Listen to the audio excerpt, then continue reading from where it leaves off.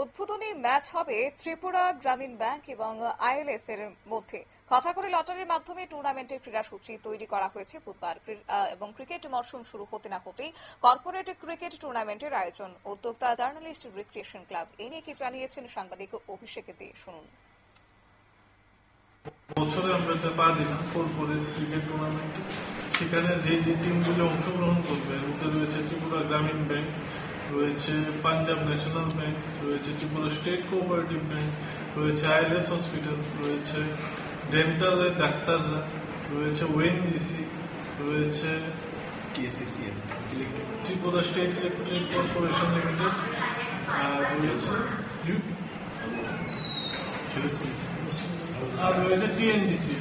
তো মোট 8টি টিমকে নিয়ে আমরা 2 দিন ব্যাপী টুর্নামেন্ট T10 ফরম্যাটে এটি করা হবে আমতলী স্কুল মাঠে। সেখানে আমরা যে আম্পায়ার থাকবেন, আম্পায়ারের দায়িত্বে রয়েছে টিসিআর আম্পায়ার। অর্থাৎ আমতলী স্কুল মাঠে আয়োজন করা হচ্ছে এই টুর্নামেন্টের এবং এই ক্ষেত্রে সাংবাদিক সম্মেলন করে বিস্তারিত তথ্য তুলে ধরেছেন জার্নালিস্ট রিক্রিয়েশন ক্লাবের সভাপতি, সহসভাপতি। তিনি উপস্থিত ছিলেন সম্পাদক, সহ সম্পাদক, কোষাধ্যক্ষ, কার্যকারী সদস্য, প্রতিটি সাব কমিটির কনভেনার সহ প্রত্যেকের সদস্যরাই এদিন উপস্থিত ছিলেন। নিয়ে নিচ্ছে ছোট্ট একটি বিজ্ঞাপন বিরতির সঙ্গে থাকুন।